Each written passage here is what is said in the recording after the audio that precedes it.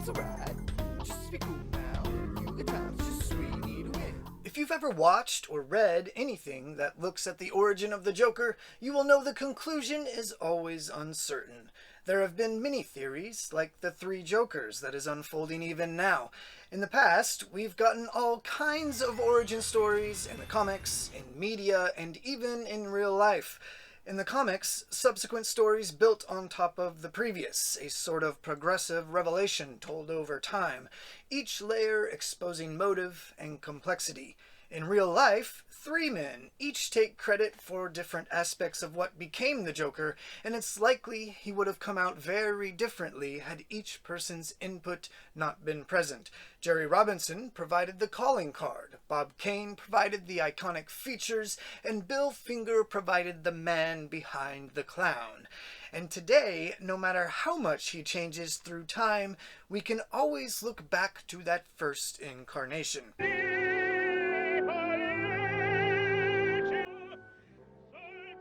So I did the things you do, read the articles, watched the videos, tied everything back to the comics. It took quite a while to piece together what was available, but I've summarized it for you in the next 2 minutes. And these all check out. You can look them up. So long as you won't miss it. YouTuber Because Science traced the Joker toxin back to 2010's Detective Comics number 867, which describes a lethal concoction of strychnine for the face contortions, methamphetamine, and MDMA to provide the trip, nitrous oxide is for the laughing, and hydrogen cyanide is for the dying.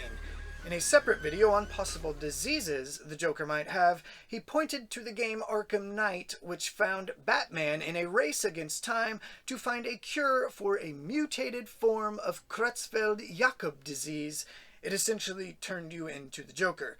The real disease is fatal and typically causes rapid mental deterioration within months, marked with mental, physical, and sensory disturbances such as dementia and seizures.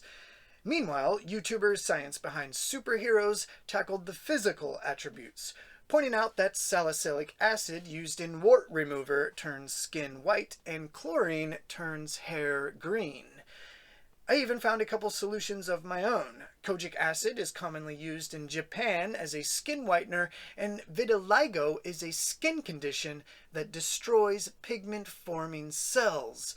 And don't forget the possible connection between the Joker toxin and the fear toxin, produced by none other than Scarecrow. The principle here is fear. Possible methods include a combination of LSD with a triggered bad trip, along with the release of adrenaline and cortisol. What a rush. Another possibility is a 4-part concoction consisting of carbogen, which causes hallucinations, and 3 others which I definitely can pronounce, but I'm not going to save time. Basically, a stress hormone, an incapacitator, and a memory trigger.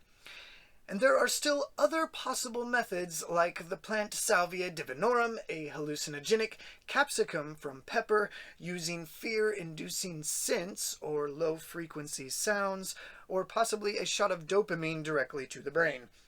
But even as the possible explanations, diseases, or chemicals were being presented, problems were being pointed out. It was common to hear disclaimers like, "This explains one thing, but not another," or "This would only work in a certain situation." On top of this, there was little attempt to link the vat of chemicals with the laughing gas or the fear toxin. And what about the underlying evil in Gotham? The grime and crime that created the Batman and his rogues gallery in the first place? The 3 Jokers, the Court of Owls? Could it all be tied together? Then I thought, the Joker breaks the 4th wall sometimes. It's just the writers messing with us. Just get it over with and agree with the imaginary axis.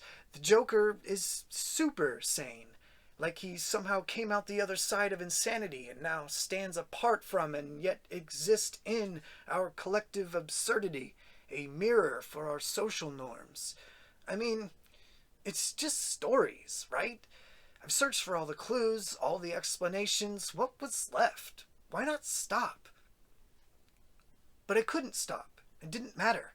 I wasn't satisfied. And crucially, this could be tied to the real world. There was more to it, maybe something at the beginning. I started to put myself in the shoes of the men who created the Joker, or perhaps more specifically the writer, Bill Finger. What might be rolling around in his brain while coming up with the stories and character traits?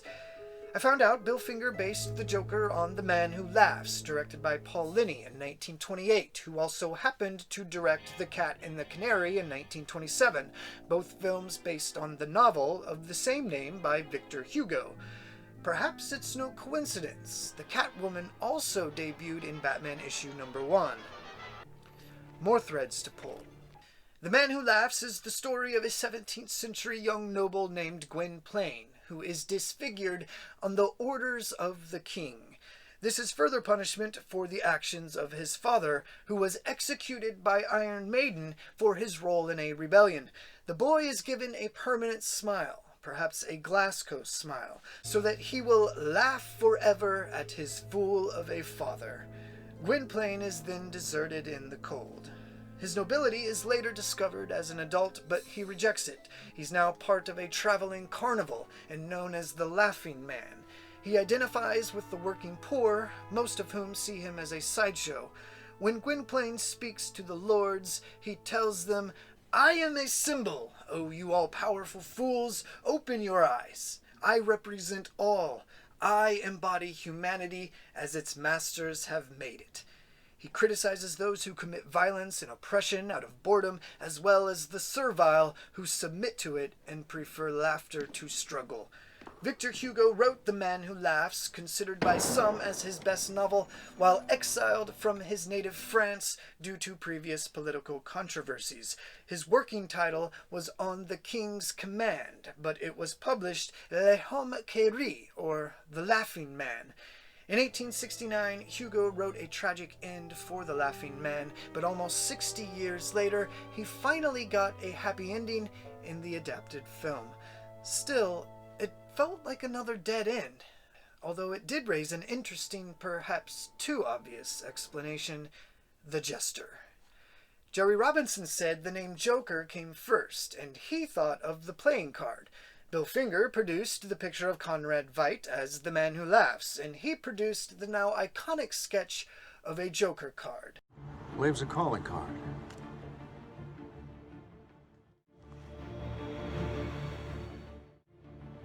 I'll look into it. The Joker originated in the United States as a trump card during the Civil War. It is typically seen as a wild card or skip. It exists outside the four suits, sometimes the lowest ranking card and sometimes the highest. The Joker card has no standard depiction. Card companies design their own Joker, which they trademark. There's often a red and a black Joker in each deck, sometimes with even more noticeable differences, such as one will depict the company logo, or one Joker will be larger than the other. In rare decks, there are more than two. In addition to the red and black, there's sometimes a white Joker. There are even decks with as many as 6. Conventionally, Jokers are shown as jesters. The Fool, or the Jester, in a tarot deck is one of 78 cards. It is one of the 22 major arcana for the occult known as trump cards, sometimes numbered as 0, the first, or 22, the last. Traditionally, it's unnumbered, and instead serves its own unique purpose. Jesters were there in ancient Egypt entertaining pharaohs, and in ancient Rome at the tables of the wealthy. They were popular with the Aztec people. A ceremonial jester, or sacred clown, was called the Heyoka by the North American Lakota tribe. Some religions acknowledge the holy madman, or the holy fool. It could be called divine madness, or theomania, crazy wisdom, or yogis. He started it. I was just sitting here. That's right. You're always blaming me. And the children wonder why we fight. It is sometimes described as possessed or mad, and sometimes as religious ecstasy. It's always seen as eccentric and unconventional, but often not viewed as insane. And of course, there's the medieval and Renaissance era court jester of whom we're all familiar. Historically, jesters would be employed by a nobleman or monarch for entertainment of guests at parties or common folk at town markets. Okay, I'm waiting for the punchline. I noticed the common themes and how they were manifested in the newest adaptation of the Joker's story. Working class resentment, a subjugated entertainer speaking out against oppression and apathy. There's no punchline.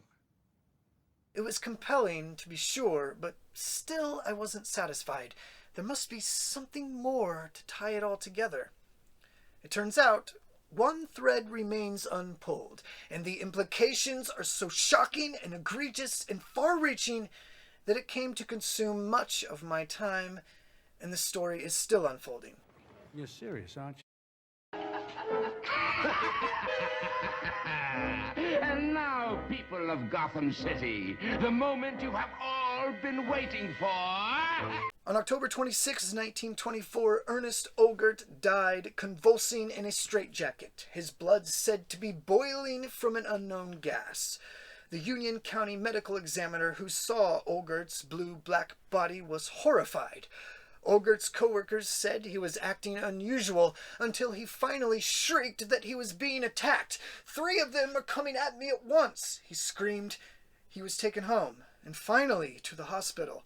The 3 kept coming at him, and he cried and screamed until his raving lost all meaning as he died in convulsions.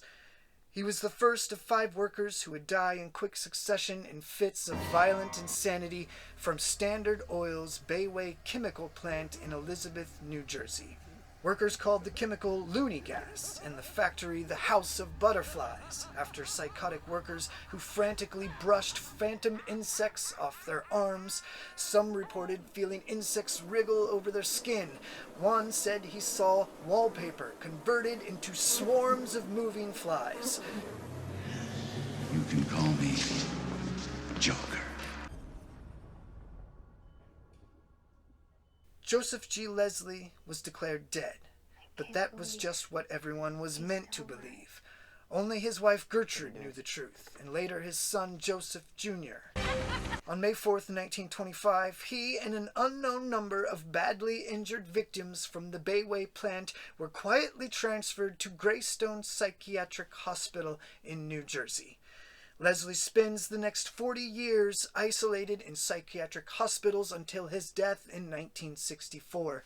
As many as 34 other workers experienced tremors, hallucinations, severe palsies, and other serious neurological symptoms of organic lead poisoning. You know, I just do things. The men at Bayway were working with the toxic chemical tetraethyl lead, known as TEL. In the 1920s, a little company known as General Motors began using TEL as an additive in gasoline to improve an engine knock. Pardon me, mister, but what's the idea of the tiger? The what, sir? The tiger leaning on the pump. Oh, well, you see, our new Power Formula Enco Extra gasoline puts a tiger in your tank. Well, then put a tiger in my tank. Certainly, sir. Well, I'll be darned. Lead was just one of the toxic substances that would be released into the atmosphere continuously in the many years before the 1970s, but lead is a unique case.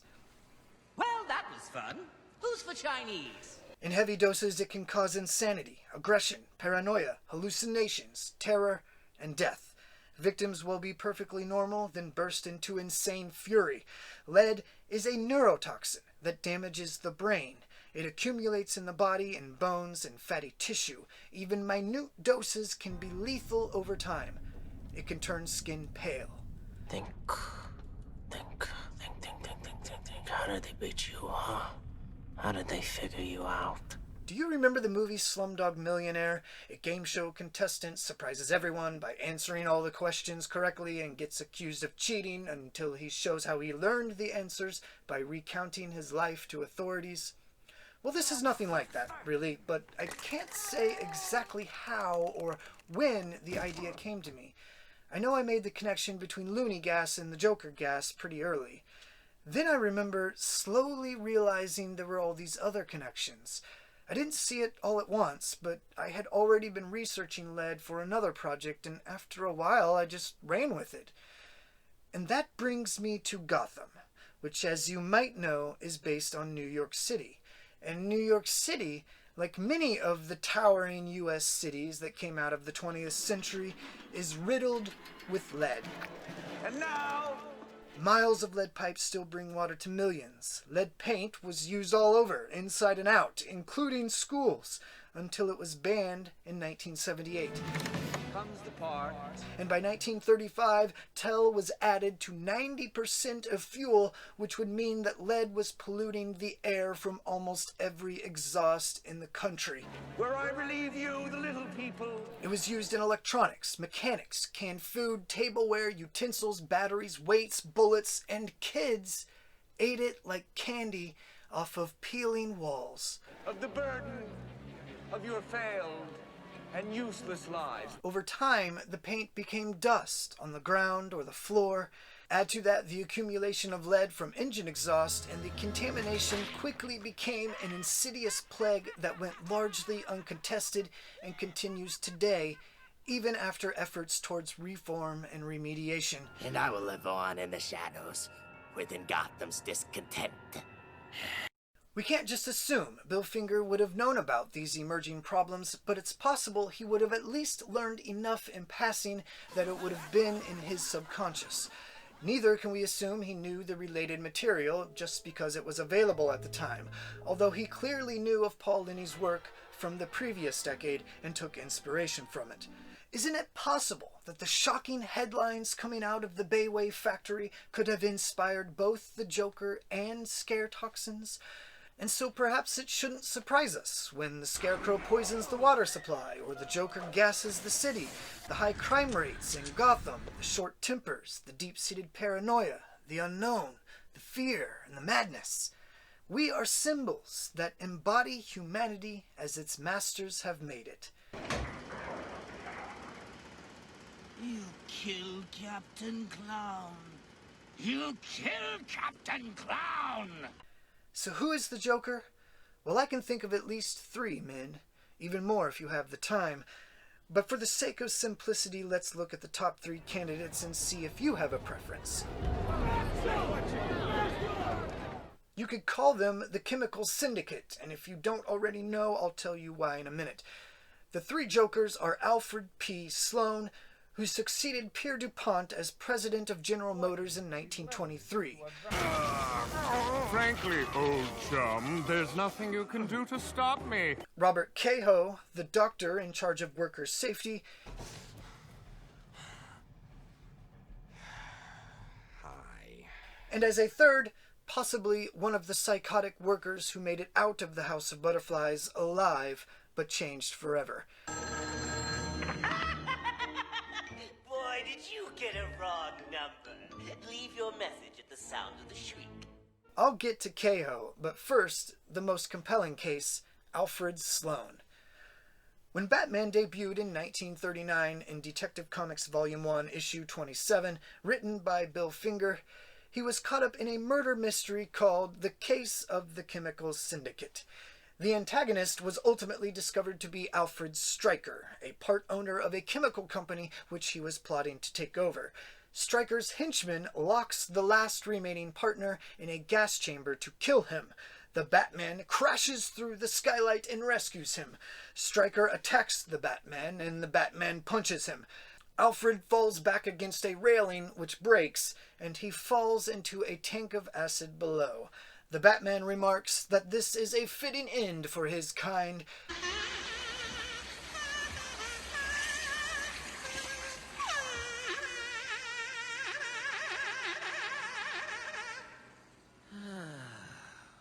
But as always in comics, we can't just assume death. And sure enough, it was insinuated in the most recent version of The Case of the Chemical Syndicate in Detective Comics Volume 2, Issue 27, that Alfred Stryker, now known only as Albie, is quite possibly the Joker. There's a few connections that can be made between Alfred Stryker and Alfred Sloan. The name is an obvious one. His face is arguably another. We are unfortunately limited to a very narrow horizon of observation. Is Sloan's involvement at GM as it orchestrated TEL's takeover of the engine fuel market and the loony gas factories that resulted another connection that we could make? The interests of all are mutual. I'll leave that up to you. I like it! Robert Cahoe might be a less obvious candidate, but he was identified as one of the central men responsible for the Tell takeover. He's also the namesake for the Cahoe paradigm, or Cahoe rule, which assumes that in the absence of clear evidence of risk, there is no risk of significance. I'm more than a man. I'm an idea. He pioneered corporate disinformation campaigns, the seeding of doubt through the authority of experts and convincing propaganda. After a long and lucrative career defending the lead industry, he died in the 90s after suffering brain damage that left his mind and memories scattered. And what I found was that this was a liquid compound of lead which was absorbed through the skin and was distributed to the fatty tissues of the body. The fatty tissues of the body being primarily the liver and the brain. And this was the thing that had resulted in my cerebral hemorrhage. There are other connections to the real world that can be made. The history of lead has many parallels, if you're willing to see them. The Scarecrow is cast as Thomas Midgley, the chemist behind Tell at GM and DuPont.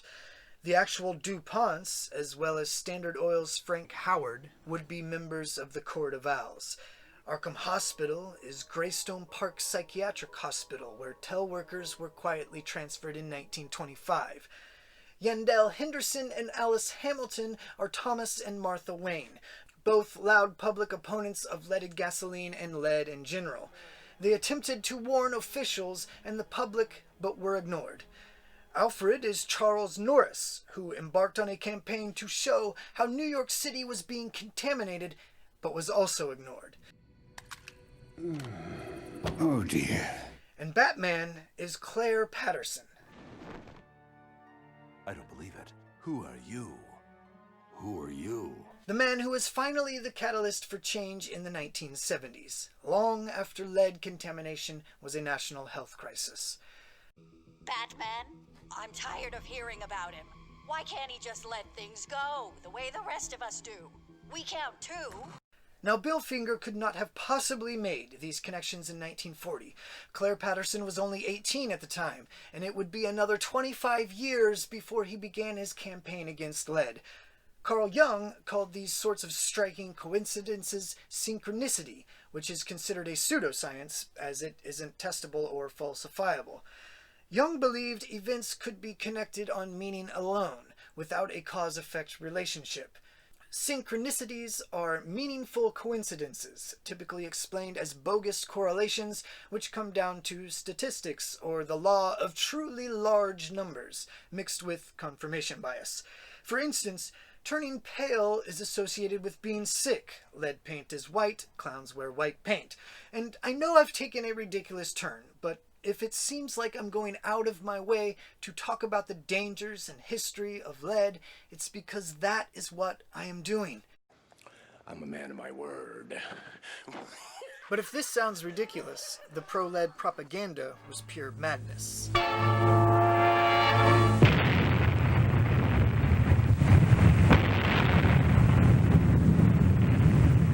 In 1953, the made-up National Cleanup Paint-Up Fix-Up Bureau partnered with the Federal Civil Defense Administration to produce a short film which heavily advertised a newly painted house in the middle.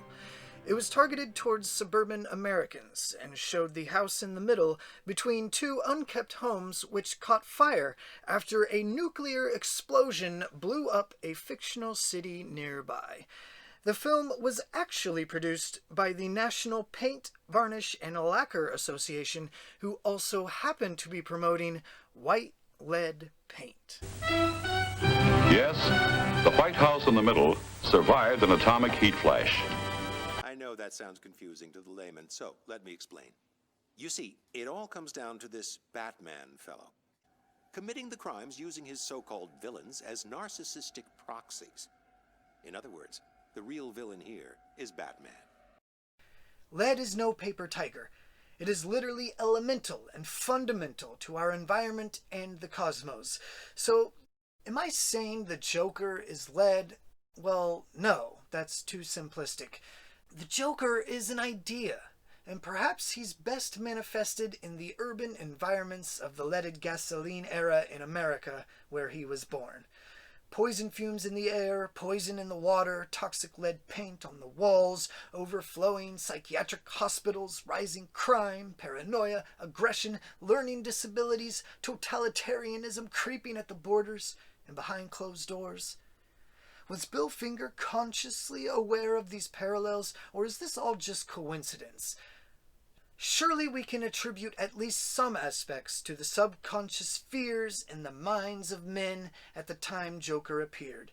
Sadly, we'll never know, and the mystery will continue, or as Robert Cahill would say, I've forgotten so many things, and I'm all mixed up in the time element, in the things that I've done in my lifetime.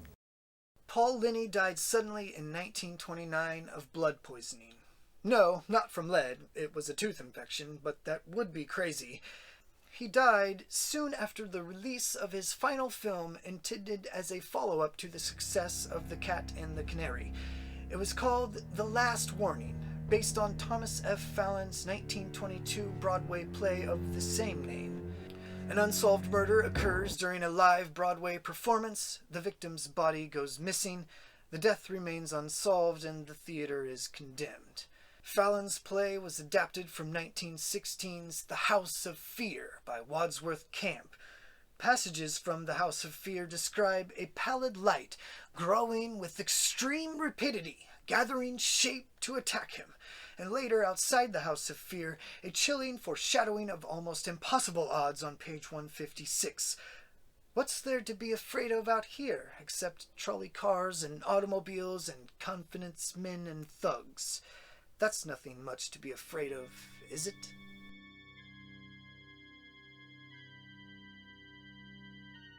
When we act in the world, we can feel caged at times. Whether that means we're cogs in a machine, or restrained by the law, or subjects in an oppressive hierarchy, we might retreat into ourselves. Perhaps we find a way to fight for justice, or to protect our innocence, or to give people hope in whatever way is available to us. Sometimes our narcissism gets us into trouble, and it's usually our narcissism that gets us caught, but not so with the Joker. He is always there for you. The Joker is the other side of innocence and the absence of justice. He happens when the meek mind snaps and the pure heart breaks. What happens when you refuse to accept the programming, when every action is to get to the outside, to be on the outer limits, to take advantage of others' insecurities or disadvantages or emotions, to subvert, to antagonize, to confuse, to joke about, to finally get to the truth? I hear the universe laughing, so I call it a joke. Then I'm reminded of the seriousness of it all, and my smile fades. That's when I hear the laughing again. It's not wrong to say we have yet to come to grips with this period in our history, and the Joker played a role in that as well. The homicidal maniac was quickly replaced with a goofy and comically elaborate prankster, and it turns out Batman was no help either. But by the time of Bill Finger's death in 1974, leaded gasoline would have peaked in the U.S., and reforms would continue to reduce lead use and blood levels in our homes and community. Still, the Joker is real, and he's still out there. What are you laughing at? There's lots of other videos to watch, so join me, subscribe, like the videos you like, share the videos you love, let me know your thoughts in the comments, and as always, thank you. You are the fuel to the fire.